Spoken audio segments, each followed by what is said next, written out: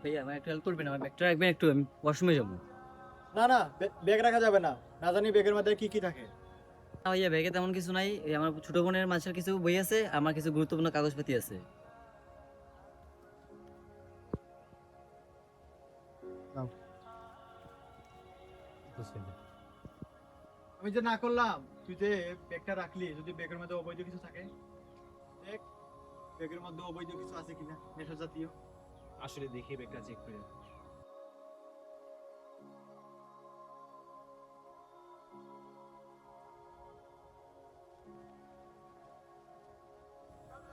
কি কিছু আছে? তেমন কিছু নাই, শুধু কয়টা বই কয়টা কাগজপত্র।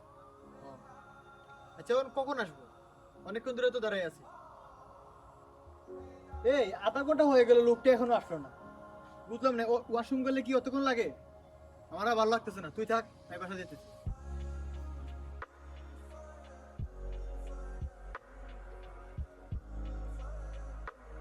আসলেই তো ওয়াশরুম করতে কি এতক্ষণ লাগে? লোকটা কখন গেলো, এখনো আসলো না, অনেকক্ষণ ধরে দাঁড়িয়ে আছি, ওয়ে চলে গেল। কি যে করি এখন।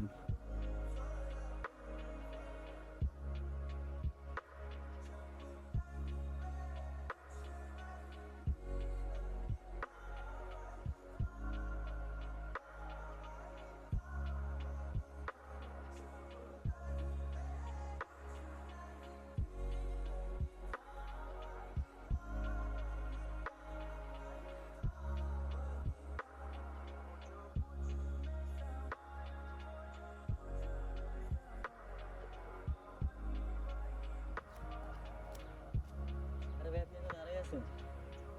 আর ভাই, আপনার কি কমন সেন্স নাই? কতক্ষণ ধরে আমার দাঁড়ায় করে রাখছেন, আপনার কোনো খোঁজ খবর নাই। বাথরুম করতে কি এতক্ষণ লাগে? আমরা কতক্ষণ ধরে বসে রাখছেন এখানে। এনেন আপনার ব্যাগ।